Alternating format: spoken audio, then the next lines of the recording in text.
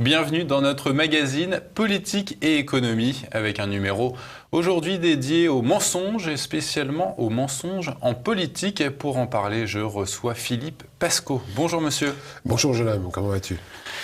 Ça va très bien Philippe. Écoutez, Philippe Pascaud, je vous présente, vous êtes donc ancien maire adjoint d'Évry entre 2001 et le 2010. Oui, je suis la seule personne qui me soit battue physiquement 2 fois avec Valls.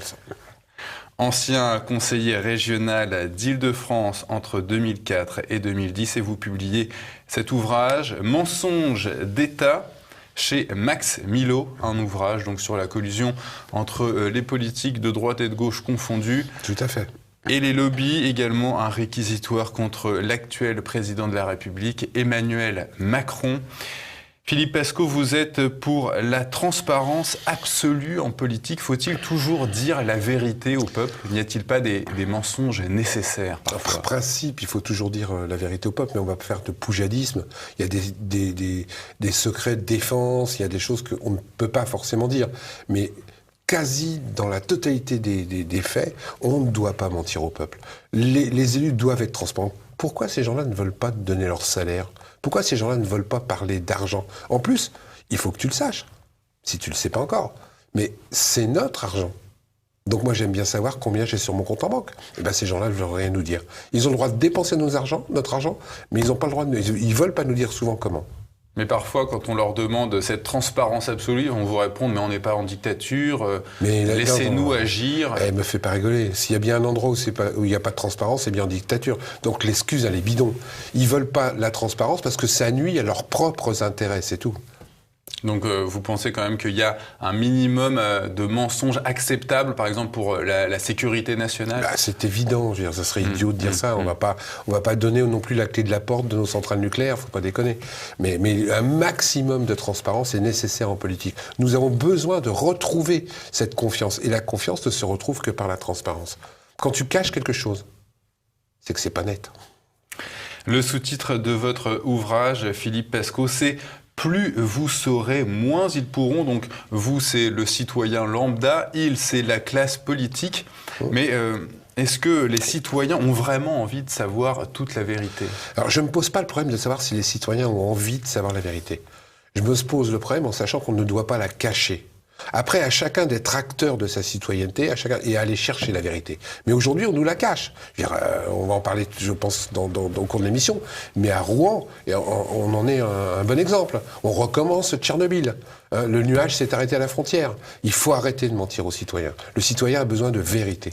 Le préfet de Rouen nous a expliqué qu'il n'y avait aucun risque pour la santé après ces dégagements de fumée noire. Oui, tout à fait. Et aujourd'hui, on apprend qu'il y avait quand même de la dioxine. Dioxine, c'est une des molécules dont je me suis occupé quand je me luttais contre les usines d'incinération. La dioxine, c'est un sida du 21e siècle. Ce que les gens ne savent pas, c'est que la dioxine, ça se fixe sur la chaîne d'ADN. Donc voilà, je suis homosexuel, je chope le sida. Je respire de l'amiante, je chope le décollement de la plèvre.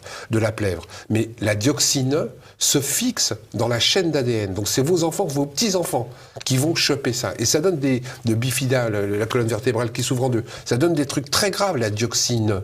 Et là, ces gens-là sont en train de nous dire, 8 jours après, que oui, il y avait un petit peu de dioxine. Mais ils sont fous, ces gens-là. Mais en plus, ils savent que les effets vont se déclencher dans 15 ans, dans 20 ans. Donc dans 20 ans, comme d'habitude. On va tout oublier. Oui, on dira que c'était pas moi. À l'époque, on savait pas. C'est des menteurs professionnels. Il y a eu quand même un couac, il faut le dire, de communication entre le préfet d'un côté et le ministre de la Santé, Agnès Buzyn. Le préfet disait qu'il n'y avait aucun risque pour la santé. Le ministre a affirmé que quand même il pouvait y avoir des risques. Vous connaissez le clown blanc et l'Auguste ? On est dedans. Donc là, il y a un clown blanc et il y a un Auguste. Alors le clown blanc, il dit des conneries, et puis l'Auguste, il rétablit un petit peu la vérité. Mais en fin de compte, ces 2 clowns, ils sont dans le même cirque. Est-ce que vous pensez qu'il arrive aux hommes politiques de mentir sciemment en vue de nuire au bien commun ? Pourquoi vous dites « il arrive » ? Non. C'est une question. Les hommes politiques mentent de plus en plus. C'est pas « ils arrivent ». Aujourd'hui, je le dis dans mon livre, le mensonge est devenu une règle en politique. C'est la vérité qui est l'exception. Et la langue française, c'est l'exception qui confirme la règle. Non, c'est l'inverse maintenant. C'est la vérité qui confirment les mensonges. Il n'y a plus de vérité en politique. Ils passent leur temps à mentir sur quasiment tous les sujets. Mais pourquoi ? Mais pour leur intérêt personnel, pour l'intérêt des lobbies, pour les gens qui le défendent, pour l'immense trust de quelques personnes qui récupèrent tout le pouvoir et l'argent en France et qui veulent le garder pour eux et qui ne veulent pas partager. Aujourd'hui, nous sommes dans une société de profit. Et le profit, par définition, tu sais ce que c'est ? C'est réservé qu'à quelques-uns. Moi, ce que je souhaiterais, c'est plus une société de partage. Et le partage, c'est pour tout le monde. Mais il y a un certain nombre de personnes qui n'ont pas envie de passer au partage, qui préfèrent garder au profit. Est-ce que cette idée de partage, c'est lié à un élément partisan, on serait plutôt à droite pour le profit, à gauche pour le partage ? Qu'est-ce que ça vous inspire, ce clivage ? On arrête ces clivages de daube. À droite, c'est les méchants, puis à gauche, c'est les gentils. À gauche, c'est les... Faut arrêter. Moi, je parle de salubrité publique. Dans mes bouquins, je parle de mensonges d'État avec un S. Et mensonges d'État, il y en a à droite, à gauche, au centre, au Front National. Il y en a partout, des mensonges. Parce que c'est le système qui fait que ces gens-là mentent. Et même s'ils veulent pas mentir, ils sont obligés de mentir s'ils veulent grimper les marches. Les seuls qui sont marrons, les seuls qui sont niqués, excusez-moi, pardon, dans cette affaire-là, c'est les militants de base, c'est le citoyen, c'est le colleur d'affiches, c'est celui qui se tape les réunions le soir à 23h. Eux, c'est eux qui sont marrons. Les autres, ils s'en tirent à chaque fois. Plus vous montez dans l'échelle, et ce que je fais, c'est pas un signe maçonnique, qu'on soit bien d'accord, hein. Plus on monte dans la pyramide du pouvoir, plus les gens sont pourris, plus ils sont corrompus. Vous savez combien coûte une campagne présidentielle ? Tu sais ? 22 millions d'euros, c'est la somme officielle qu'on peut dépenser au deuxième tour. Il y a même un type qu'on a dépensé 50.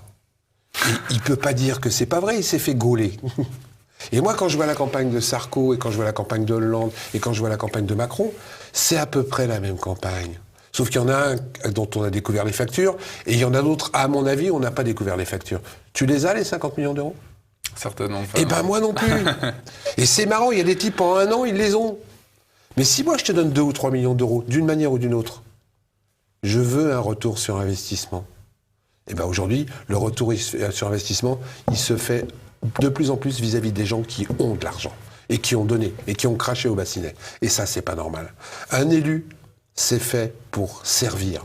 C'est pas fait pour se servir. C'est ce que vous dites, ils sont nos employés. Mais c'est nos employés. C'est moi qui les paye, c'est toi qui les paye. Et c'est pas l'inverse. Donc je veux savoir ce qu'ils font de mon argent. Et ces gens-là ne veulent pas nous le dire. Je veux que mon argent ne soit pas mis n'importe quoi. J'en ai marre que ces gens-là, ils se gavent. Et quand je dis ils se gavent, c'est un pléonasme. Hein. C'est de se gavent du pléonasme parce qu'on a moralisé. Tu sais, par exemple, je vais te donner un truc vachement sympa. Dans la moralisation de M. Macron, qui a dit « je vais moraliser », ça a été son thème de campagne, on est d'accord ? Et bien maintenant, dans l'IRFM contre lequel on s'est battu, qui était donc de l'argent qu'on te donnait, tu faisais ce que tu veux, c'était de l'argent de poche, du black, maintenant c'est soi-disant déclaré. Mais les gens ne savent pas, mais dedans, un député, maintenant, il a le droit de s'acheter une voiture. Ouais, hein. Même s'il n'en a pas besoin, il a le droit de s'acheter une voiture. Donc d'un truc qui était complètement immoral, maintenant, ils l'ont rendu légal. Arrêtez de nous prendre pour des billes. Cette institutionnalisation du mensonge, vous l'évoquez en creux dans votre ouvrage. À quand elle remonte ? Est-ce que ça a toujours existé, ce mensonge en politique ? Alors, oui, c'est vrai, il y a un type qui s'appelait Chirac qui a dit qu'il allait se baigner dans la Seine. Il y a aussi des gens qui nous ont dit que un nuage, en 1986, s'était arrêté à la frontière. Nuage de Tchernobyl. Oui, il y a des gens qui nous ont dit que... Mais non, il n'y a pas d'amiante dans les écoles qui ont été construites avant 1977. Le mensonge d'État, entre guillemets, il y en a toujours eu. Maintenant, le problème, c'est que depuis le mois de mai 2017, je crois à peu près, ça s'est un petit peu industrialisé. Il y a un type qui déclare à la télé « Je vais me battre contre les abus des policiers. Le moindre abus de policier sera sanctionné. » Oh, bien le monsieur. Bien, c'était dans une chaîne de télé qui s'appelle Le Quotidien, je crois. Sur le Canal+, à l'époque, en mars 2017. Et on voit ce que ça donne aujourd'hui. Hein. Aujourd'hui, il y a des gens qui, en France, des gens qui se font tirer dessus à 5 mètres avec des armes de guerre. Des manifestants qui manifestent de façon politique, parce qu'en plus de ça, la manipulation médiatique est vachement intéressante. Des armes de guerre, vous allez peut-être un petit peu fort. Les policiers ne tirent pas au FAMAS à balles réelles. Non, mais je te signale que le LBD, c'est une arme de guerre. Ça a été reconnu par l'ONU. c'est une arme de guerre. J'y peux rien, c'est pas moi qui le dis, hein, c'est des gens beaucoup plus intelligents que moi. Donc on tire aujourd'hui dans la tête des gens avec une arme de guerre. C'est le seul pays quasiment au monde qui utilise ce genre de truc. Tirer sur des mecs. Et en plus, on nous explique que les gens qui manifestent dans la rue, c'est tous des extrémistes. Hein. C'est des méchants. Hein. Soit des mecs d'extrême droite, soit des mecs d'extrême gauche. Hein. Ça dépend des journaux. Moi, je regarde les 44 éborgnés. Il y en a quand même 44, hein, qui ont été éborgnés depuis le 17 novembre. C'est des pères de famille. C'est des gens qui n'ont jamais eu à faire la justice. C'est des gosses de 16 ans. C'est une dame qui ouvrait sa fenêtre et qui s'est pris une balle dans la tête. C'est un mec qui était au bord d'un quai et que la violence policière a poussé dans l'eau. Le premier venu. Mais c'est des citoyens lambda comme toi et moi. C'est pas des terroristes. On tire à balles, à armes de guerre, sur des citoyens pacifistes en France aujourd'hui. Est-ce que c'est normal pour un pays démocratique ? Ce système, Philippe Pascaud, évidemment, vous y avez été confronté, puisque vous avez été donc maire adjoint d'Évry du temps de Manuel Valls. Vous avez également été, je le disais en introduction, conseiller régional. Qu'en est-il de Manuel Valls ? Est-ce qu'il est une exception dans ce système ? Est-ce que vous avez couvert, par exemple, des mensonges de Manuel Valls ? Non, justement, c'était un gros problème, c'est que justement, j'ai jamais couvert. Quand Manuel Valls me disait, il faut que tu votes pour ça, et qu'il me disait, je lui disais, mais je veux comprendre. Il me dit, mais t'es pas assez intelligent pour comprendre. Je dis, si je suis pas assez intelligent, je vote pas. Et je votais pas. Non, j'ai jamais couvert de mensonges. Alors, ce qui veut pas dire qu'en tant qu'élu, de temps en temps, on n'est pas obligé de faire des compromis. Parce qu'à un moment donné, t'as des gens qui sont pour, t'as des gens qui sont contre, et il faut bien que tu arrives à trancher. Ça serait malhonnête de dire qu'on est Saint-Just ou Robespierre, et ça serait pas sain. Par contre, j'ai jamais fait de compromission. J'ai jamais accepté de pot de vin. Aussi, 2 fois, on m'en a proposé. Mais 2 fois, quand on m'a proposé, j'ai demandé aux gens de les mettre dans le contrat. Je sais pas pourquoi, je les ai jamais revus. Jamais. C'est bizarre, hein. Donc, on n'est pas obligé d'être pourri, et on n'est pas obligé de dire oui à tout. Moi, souvent, j'ai dit non. Et j'ai dit non à des gens qui voudraient... Je voterai pas pour toi. Parce qu'il y a aussi le peuple qui est responsable. Le peuple qui vient te demander des préambles, qui vient te demander des passe-droits, qui vient te demander... Et quand tu refuses... Mais qu'est-ce que c'est que cet élu qui me refuse de me faire sauter mes PV ? Je voterai pas pour toi.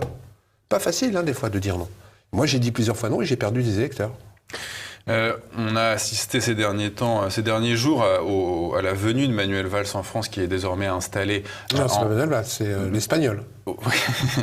qui est venu assister aux obsèques de Jacques Chirac. Comment est-ce que vous avez jugé son départ, son abandon de mandat pour aller vivre en Espagne ? Je l'ai mis dans un de mes livres. Hein. Moi, Manu...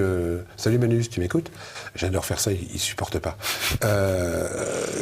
Au bout d'un an que je travaillais avec lui, on était dans l'ascenseur et je lui ai demandé où il voulait aller. Il m'a dit je veux aller au dernier étage. Je le mets dans un de mes livres. Moi, je suis descendu au 12e étage, point barre. Le problème de tous ces gens-là, parce que c'est pas le seul, c'est que c'est des gens bien au démarrage. Honnêtement, c'est des gens qui sont pleins de convictions. J'ai connu un Manuel Valls où on a fait la baston dans Évry contre des gens qui faisaient des choses pas bien. Mais d'un seul coup, quand ils revêtent le costume du pouvoir, tu vois ces gens-là changer. Ils se remettent plus en cause. Ils doutent plus. Tout ce qu'ils disent est parole d'évangile. Ils ont une petite cour autour d'eux qui leur explique que c'est des génies, que dès qu'ils ouvrent la bouche, il faut absolument le noter et le graver dans le marbre. Et puis, t'as les femmes pour les hommes qui d'un seul coup te trouvent très beau. Si tu fais pas gaffe, tu tombes vite dans le piège. Hein. Et puis après, tu te remets plus en cause. Et puis c'est fini. Et j'en ai vu un paquet comme ça d'hommes politiques, entre guillemets, qui, bien au départ, le pouvoir les a corrompus et pourris. Puis en plus, la soupe est bonne. Honnêtement, quand t'es élu, la soupe est vachement bonne. Donc quand tu y es pas, tu critiques. Et puis quand tu commences à y être, tu commences à la goûter. Et puis tu veux plus cracher dans la soupe. Tu craches plus dans la soupe, hein, parce qu'en fin de compte, elle est pas si mauvaise que ça, puis t'en redemandes. Hein. Tu veux du rab. C'est ce que font la plupart des élus. Ils veulent du rab, et de plus en plus. Et surtout, en plus, ils le gardent pour eux. Hein. Surtout pas le partager avec les autres, de peur de plus avoir assez de soupe. C'est un problème simple. C'est pour ça que je dis que c'est pas les élus qu'il faut mettre en cause. Se débarrasser de Macron aujourd'hui, c'est une connerie. On va se débarrasser de Macron, on va mettre un autre con à la place. Ça sert autre con. J'aurais pas dû dire ça du président. Pardon, monsieur le président, mais je le pense. C'est le système qu'il faut changer. Le système profondément qu'il faut changer pour redonner plus de parole au peuple. Pour faire qu'un élu soit révoqué. Comment ça se fait qu'en France, aujourd'hui, on puisse pas révoquer un élu ? Toi, si tu travailles mal, ici, on te vire. Si un comptable déconne, on le vire, on le met en prison. Si tu touches des enfants dans une colonie de vacances, non seulement t'es condamné, mais t'as plus le droit d'approcher un enfant à 500 km. Eh ben, un élu, non. Un élu, c'est la seule profession, et ce ne devrait pas être une profession, où quand tu fais mal ton travail, on ne peut pas te révoquer. Il y a quand même un malaise. Philippe Pascaud, on va faire une pause. Chers téléspectateurs, on se retrouve dans un instant.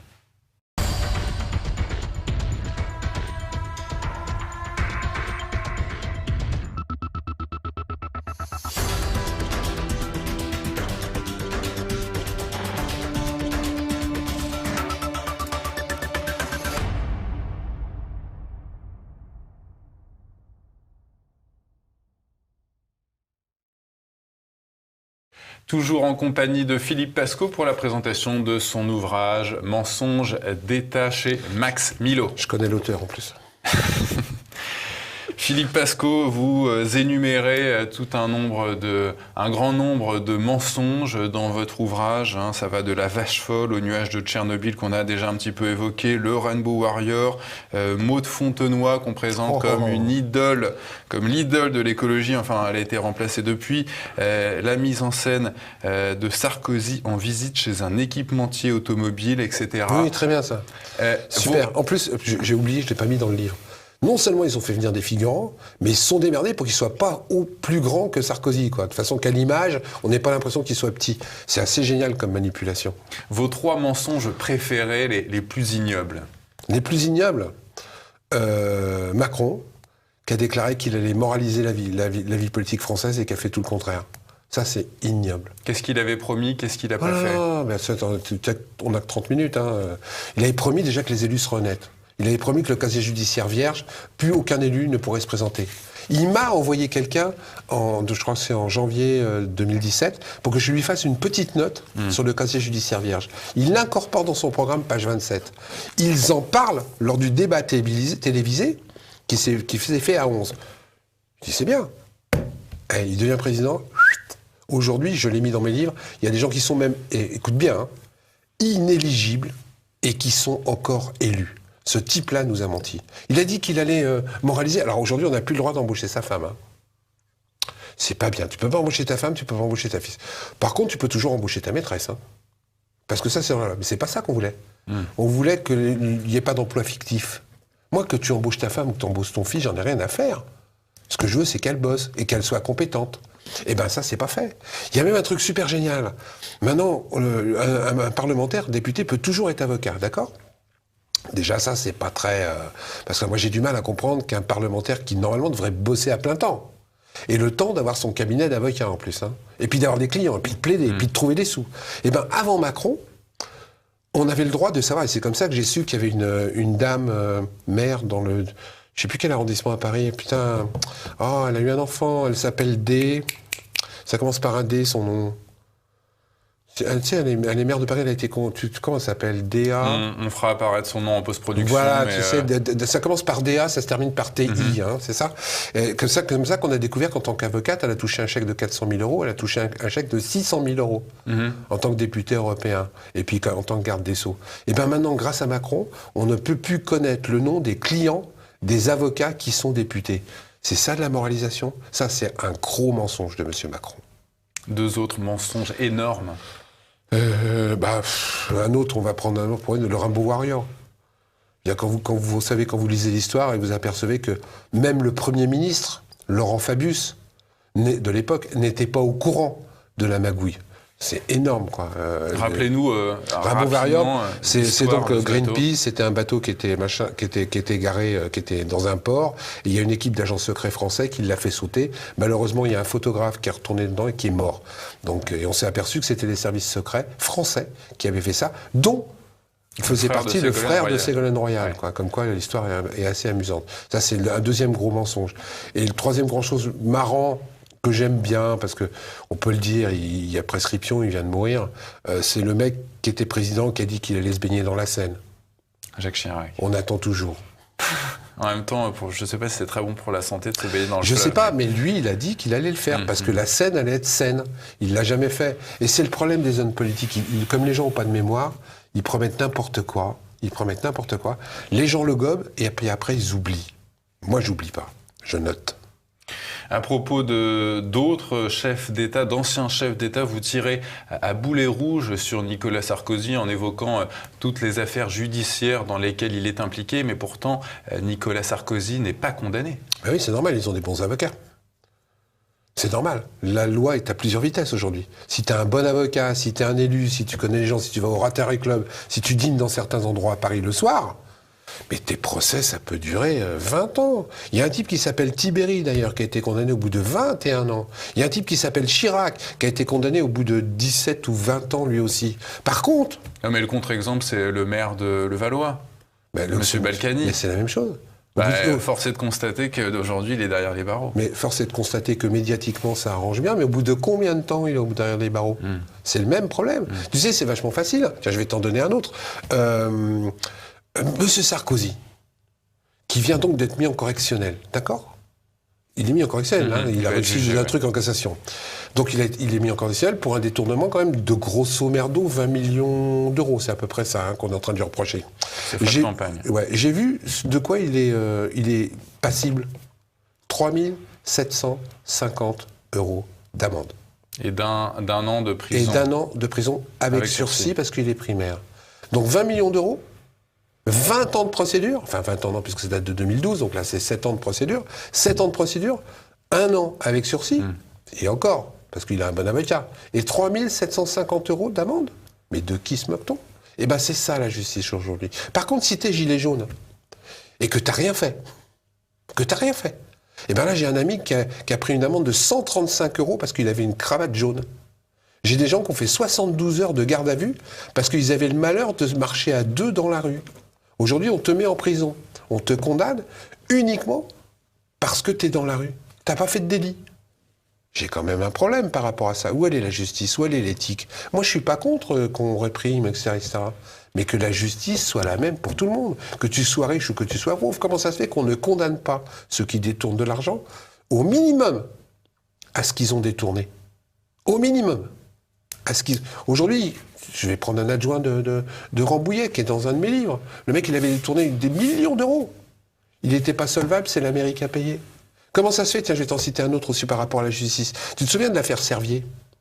Il y a une sénatrice qui, la nuit, se pointe dans le Sénat avec un dirigeant de Servier pour lui donner des instructions pour modifier le rapport qu'on allait rendre sur le médicament. Tu suis l'affaire, tu me suis jusque-là.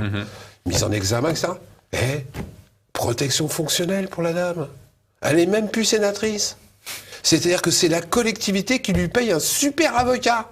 Et quand tu as un super avocat et puis que c'est pas de ta poche, en plus, c'est génial. Mais j'ai plein d'exemples comme ça. Monsieur Delanoë, parce que je vais prendre des deux côtés, parce qu'il faut pas que ancien maire de Paris. Voilà, monsieur Delanoë, ancien maire. Il y a une de ses adjointes, c'est Madame Flamme de mémoire, qui a fait des trucs. Hein. Delanoë lui a payé 4 avocats. 4 avocats. Est-ce que c'est normal ? Le type, là, comment il s'appelle, là, le maire, tu sais, là où il y a eu un accident où les gens se sont noyés, Fos-sur-Mer, c'est ça ? Le maire a la protection fonctionnelle. Là, il est parti pour l'appel, etc. Lui, il fait rembourser ses notes d'hôtel, ses notes de taxi, ses notes de restaurant. Et puis, c'est pas des petits hôtels 1 étoile. Et pendant que les victimes, eux, s'entassent dans un Formule 1 à 5 en venant à 4 dans une bagnole. C'est ça la justice ? Eh bien, c'est ça la justice aujourd'hui en France. Et les élus en profitent à mort. Et c'est pas normal. Moi, je dis simplement que je suis pas contre qu'un élu, on lui paye son avocat. Si c'est dans le cadre de sa fonction. Et là, ce que je viens de te donner, c'est pas forcément dans le cadre des fonctions. Mais quand les mecs perdent, quand les mecs, on se rend compte qu'ils sont coupables, pourquoi ils remboursent même pas ? Pourquoi on leur prend pas leur pagnon ? Pourquoi la meilleure condamnation que je dis pour un type qui a détourné de l'argent de façon massive comme on en a, c'est de le condamner à être pauvre. On arrête les petites amendes. On arrête les prisons avec sursis. On arrête même la prison 3 étoiles dans laquelle est M. Balkany. On le condamne à être pauvre. Tu vas dans un HLM au 7e étage sans ascenseur. On te donne un petit boulot d'OS dans une usine et tu as 4 heures de transport à faire par jour pour aller à ton boulot et en revenir. Ça, c'est une vraie punition. Mais je ne suis pas sûr que ces gens-là sont prêts à l'appliquer. On vous a vu, Philippe Pascot, ces dernières semaines et même ces derniers mois, aux côtés des Gilets jaunes, oui. Des Gilets jaunes qui ont bien souvent été infiltrés par ce mouvement des Black Blocs.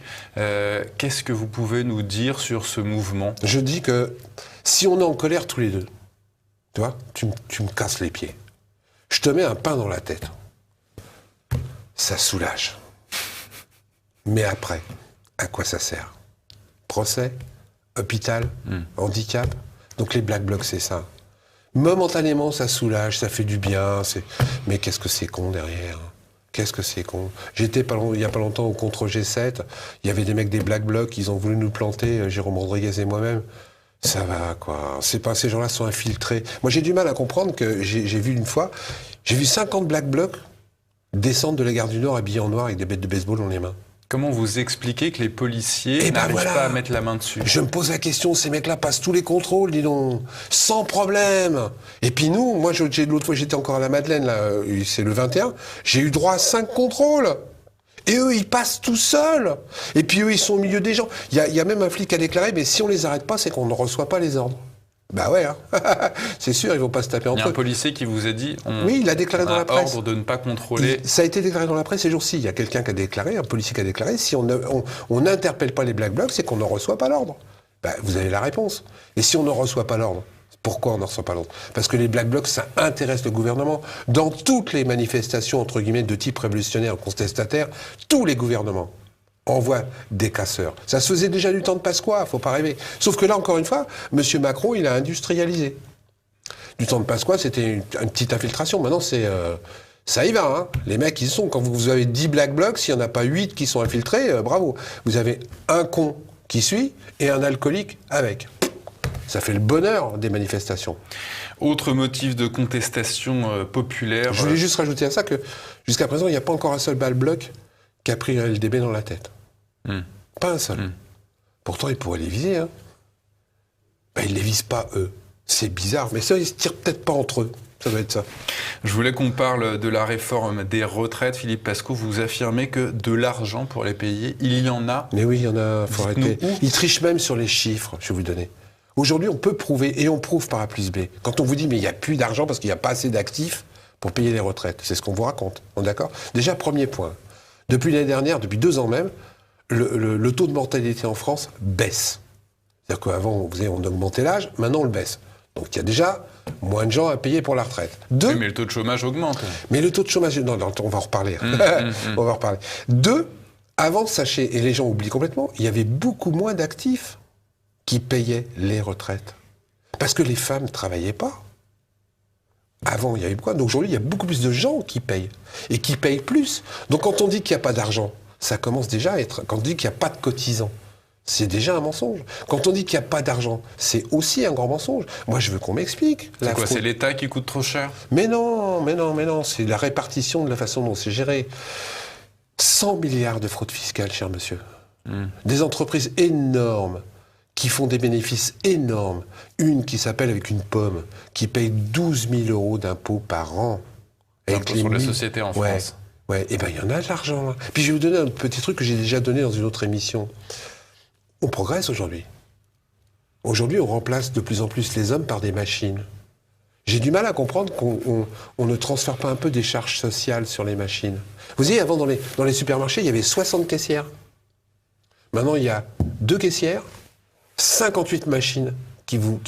Pourquoi on ne fait pas payer un peu de charge sociale à ces machines qu'on transférerait pour le bien-être? Parce que la machine, elle rapporte du pognon. Hein. La machine, elle ne se met pas en grève.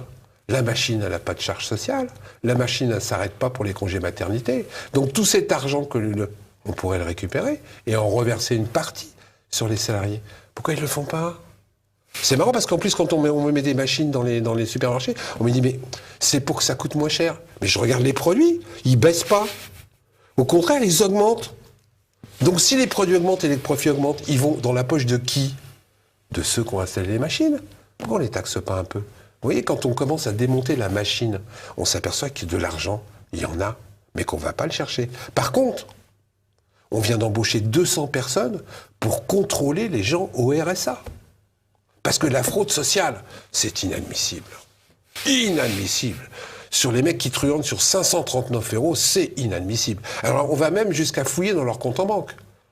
Je vous le dis. C'est-à-dire qu'aujourd'hui, il y a 2 départements qui l'ont fait, et c'est une loi qui est passée il y a quelque temps, où on peut regarder dans le compte en banque de quelqu'un qui a son RSA, et lui retirer son RSA s'il reçoit de l'argent régulièrement. Elle est belle, la France. Je vais vous en donner une autre aussi qui est vachement géniale, les handicapés. J'adore. Monsieur Macron, il a déclaré, moi, je défends les handicapés. Je les défends. Et puis aujourd'hui, si tu touches ton allocation d'handicapé, qui est pas grand-chose, aux alentours de 800 €, et si tu as le malheur, écoutez-moi bien, parce que ce que je vous dis est factuel, si tu as le malheur d'aimer quelqu'un qui gagne 1200 € par mois, on te retire ton allocation d'handicapé.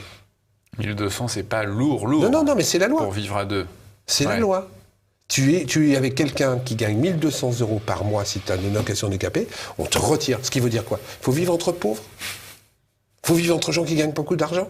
Et pendant ce temps-là, monsieur Darmanin, j'oublie toujours. Ministre des Comptes publics. publics. Qui fait toujours des déclarations historiques. Historiques, Darmanin. Il vient de retirer 2600 personnes de Bercy pour justement faire les contrôles fiscaux. Ils nous prennent vraiment pour des billes. Sauf que moi, je note tout ça. Et je le note de façon factuelle, preuve à l'appui. Et je l'écris dans mes petits livres. Et ça, je sais qu'ils n'aiment pas. Philippe Pasco, on fait une deuxième et dernière pause. On se retrouve dans un instant. À tout de suite.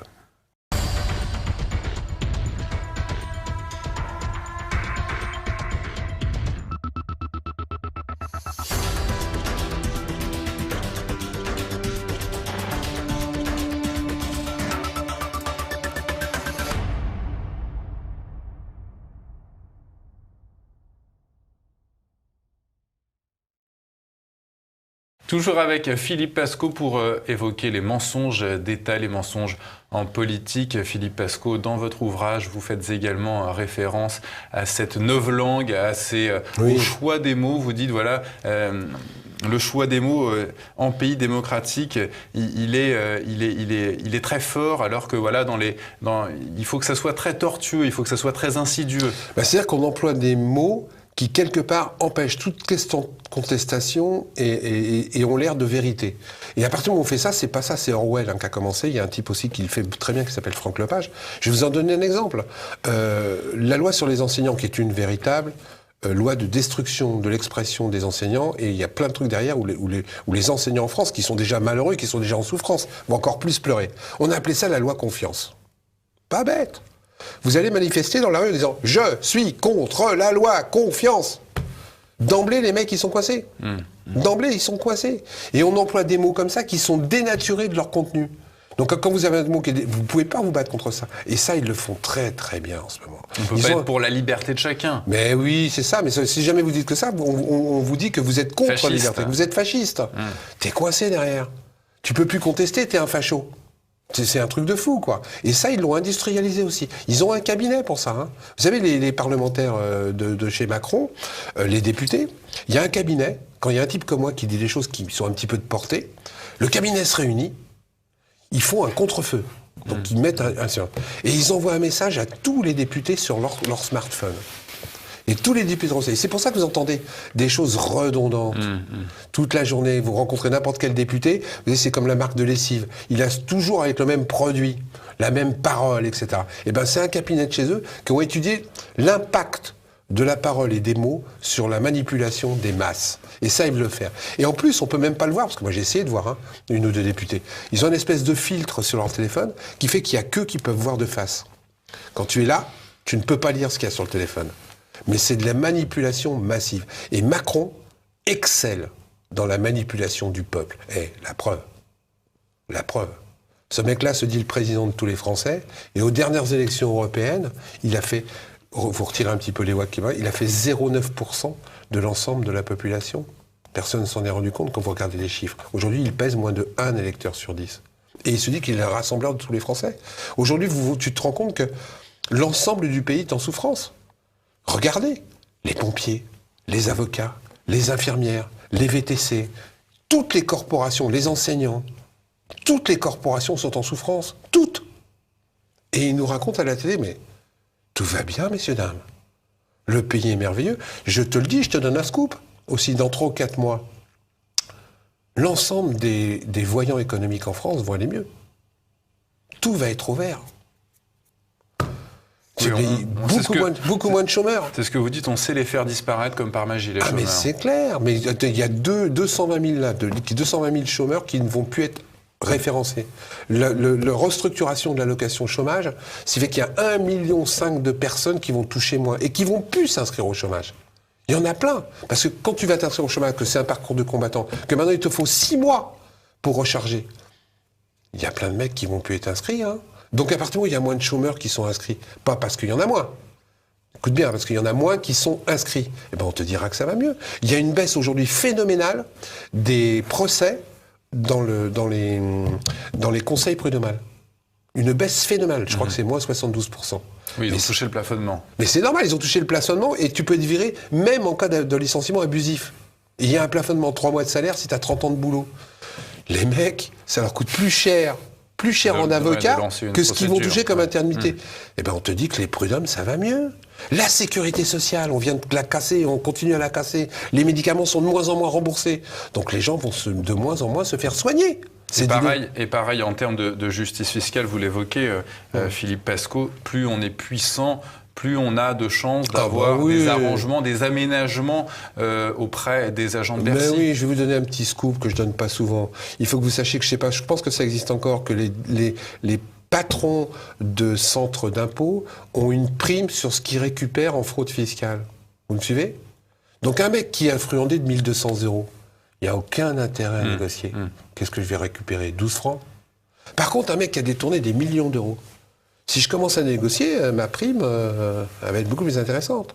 Et en plus, vous connaissez du monde. Et puis les gens se disent, attends, j'en connais un, comment il s'appelait? Vous m'avez dit son nom tout à l'heure. Je me rappelle le Garcimore? Non, c'est pas Garcimore.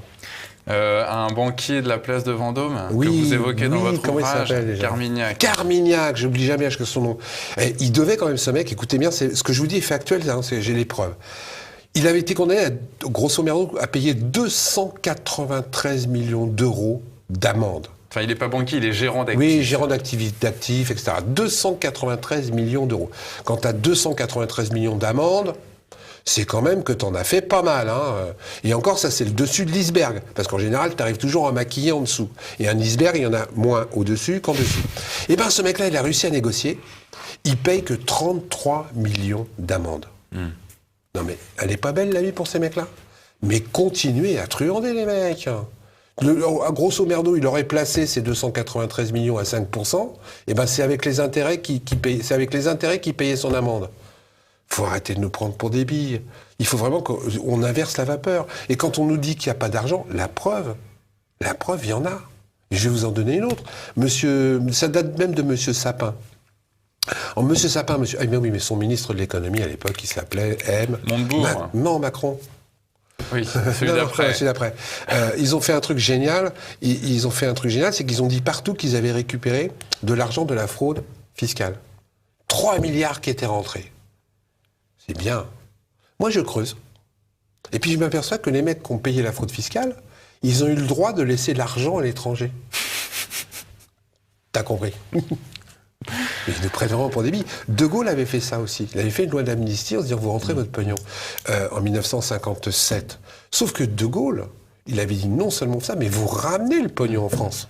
Ça ne me sert à rien que vous payiez une amende si vous ne rentrez pas le pognon. Et grâce à ça, De Gaulle avait réussi en 3 ou 4 mois à rembourser l'emprunt, pas de Bray, mais l'emprunt Pinet. Oui. L'emprunt Pinet. En 3 mois, il avait remboursé l'emprunt Pinet parce qu'il a dit, OK, amnistie les enfants. Vous ne payez pas grand-chose d'amende, mais vous rentrez le pognon en prend pour que le pognon que vous avez truandé serve à la France. Et bien là, non. Ils ont puni les gens parce qu'ils étaient déclarés, parce qu'ils avaient du pognon à l'étranger, en fraude fiscale, hein, qu'on soit bien d'accord, ou en non-déclaration d'impôts, ou en tout ce que tu veux. Mais ils n'ont pas exigé que les mecs ramènent le pognon en France. Elle n'est pas belle, la vie. Donc en gros, on a légalisé de l'argent qui n'était pas légal. Bravo. Vous êtes également un spécialiste de l'écologie. Pas spécialiste. Philippe Pascot, en tout cas, vous vous y intéressez beaucoup dans votre ouvrage et vous évoquez évidemment ce traité de libre-échange avec le Canada qui a été ratifié il y a peu, le CETA. CETA qui, dans le texte, promet un étiquetage précis sur les importations qu'on retrouvera dans notre supermarché. Est-ce que vous croyez vraiment à cet étiquetage précis des produits? Là aussi, c'est des menteurs. Ils nous refont le coup de Maastricht.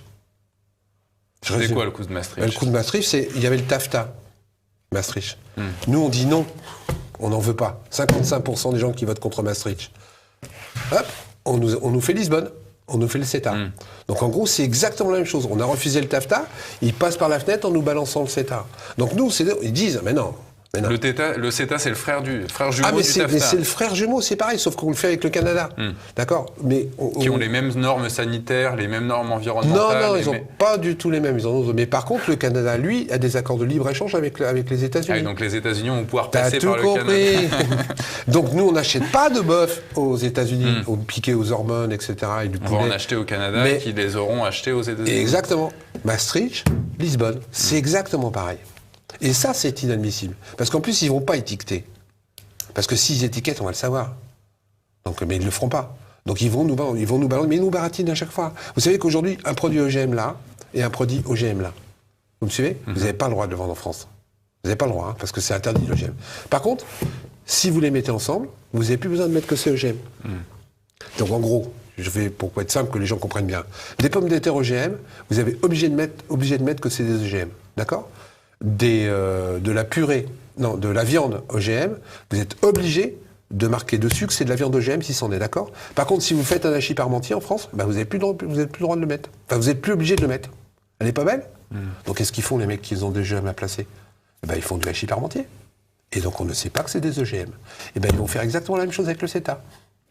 Autre histoire, autre mensonge qui est développé dans votre ouvrage, c'est cette histoire des cours d'eau. 20% d'entre eux vont disparaître des cartes. Expliquez-nous pourquoi. Elle est belle.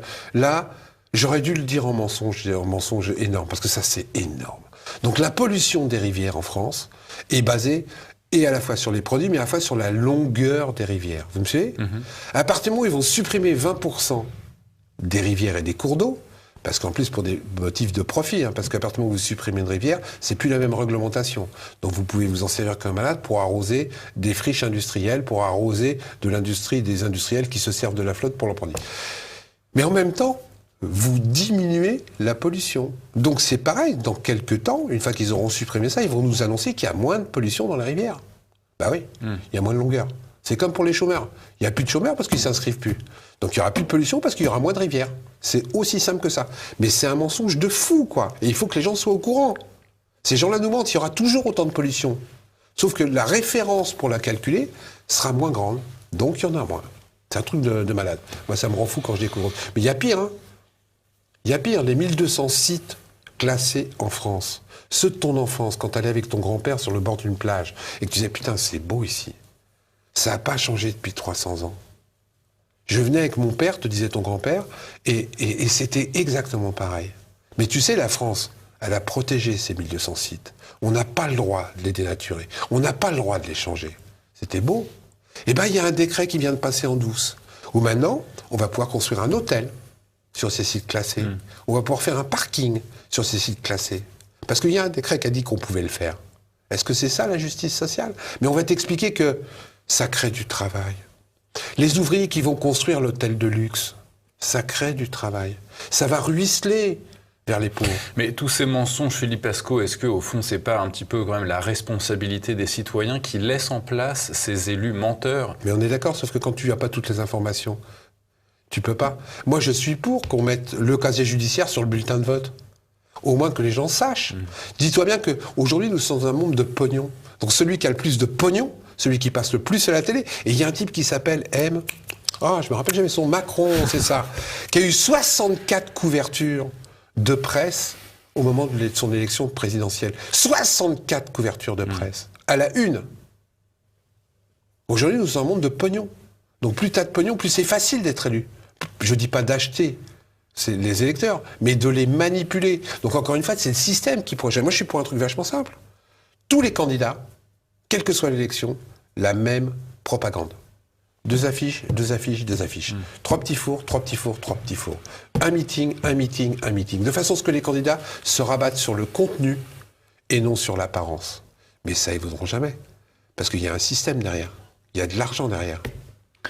Vous citez Philippe Pascot, et ce sera ma dernière question. Vous citez Robespierre, lorsque le gouvernement viole les droits du peuple, l'insurrection est pour le peuple le plus sacré des droits et le plus indispensable des devoirs. Cette violence, les Gilets jaunes y ont eu recours en moindre mesure. Est-ce que vous pensez que face à la surdité du gouvernement, le mouvement ne redouble de violence ? Moi j'en ai peur, mais c'est ce que veut le gouvernement. Plus c'est violent, plus ça l'arrange. Je vais te donner un scoop. Demain, s'il y a un policier qui se fait tuer, on va resserrer la répression pour la sécurité. Et demain, si un gilet jaune se fait tuer, on va resserrer la sécurité pour tout protéger. Dans les deux cas de figure, il est gagnant. Je ne suis pas pour la violence. Je suis pour le nombre. Le jour où il y aura 5 millions de personnes dans la rue, non violentes, le gouvernement tombe. Dans toutes les révolutions, quand il y a le nombre, les gens tombent. La violence excessive ne sert à rien. Mais c'est vrai que, attends, moi, mon épouse, qui est une dame hyper calme, hyper tranquille, elle était venue plusieurs fois en manifestation, l'après-midi, elle avait envie de taper.